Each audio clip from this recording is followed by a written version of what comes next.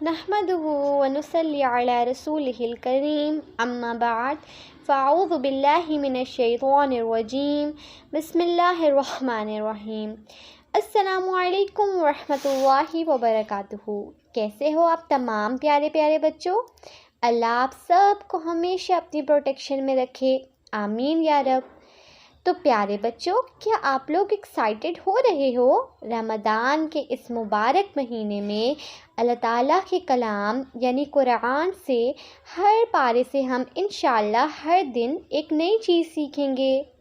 تو آج ہم سیکھیں گے کہ ہم اللہ تعالیٰ سے ہیلپ کیسے لیں، کیا ہم ایسا کریں جس سے اللہ تعالیٰ ہماری مدد کریں۔ اللہ تعالیٰ سورہ بقرہ آیت نمبر 45 میں ارشاد فرماتے ہیں، اور صبر اور نماز سے مدد حاصل کرو، اور بے شک نماز ضرور بھاری ہے مگر ان پر جو دل سے میری طرف جھکتے ہیں۔ تو جب بھی آپ کو کوئی پرابلم ہو، کوئی مشکل ہو، آپ بہت زیادہ ٹینس ہوں، جیسے ایگزام کی ٹینشن ہوتی ہے نا، یا پھر کوئی بھی ٹینشن، تو آپ کو کیا کرنا ہے؟ رونا دھونا تو بالکل بھی نہیں ہے۔ یہ نہیں سوچنا کہ میں کیا کروں، کس سے ہیلپ مانگوں۔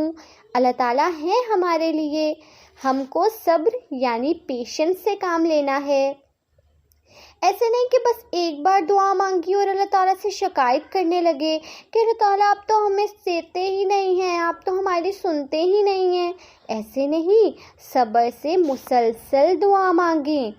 رونا دھونا چیخنا بالکل بھی نہیں۔ اور صبر کے ساتھ کیا کرنا ہے؟ نماز ادا کرنا ہے۔ نماز اور صبر یہ دو ایسی چیزیں ہیں جس سے ہم کوئی بھی پرابلم سے باہر نکل سکتے ہیں۔ اور آپ کو پتہ ہے، بعض بچوں کے لیے تو نماز بڑی ہی مشکل ہوتی ہے، وہ تو بس بھاگتے رہتے ہیں کہ کسی طریقے سے نماز سے بچا جائے۔ لیکن جو اللہ تعالیٰ سے محبت کرتے ہیں نا، وہ نماز سے کبھی نہیں بھاگتے، وہ خوشی خوشی نماز ادا کرتے ہیں۔ اب سے ہر ڈر اور پریشانی کو بائے بائے کہہ دیجئے، کیونکہ جب بھی ایسی کوئی پرابلم ہو تو اللہ تعالیٰ سے صبر اور نماز کے ساتھ ہیلپ لے لیجئے۔ اور یاد رکھیے، نماز سے چوری بالکل نہیں۔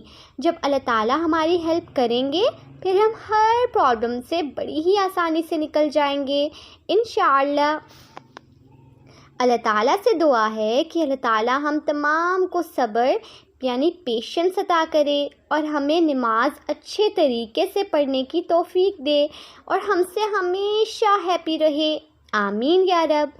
السلام علیکم ورحمۃ اللہ وبرکاتہ۔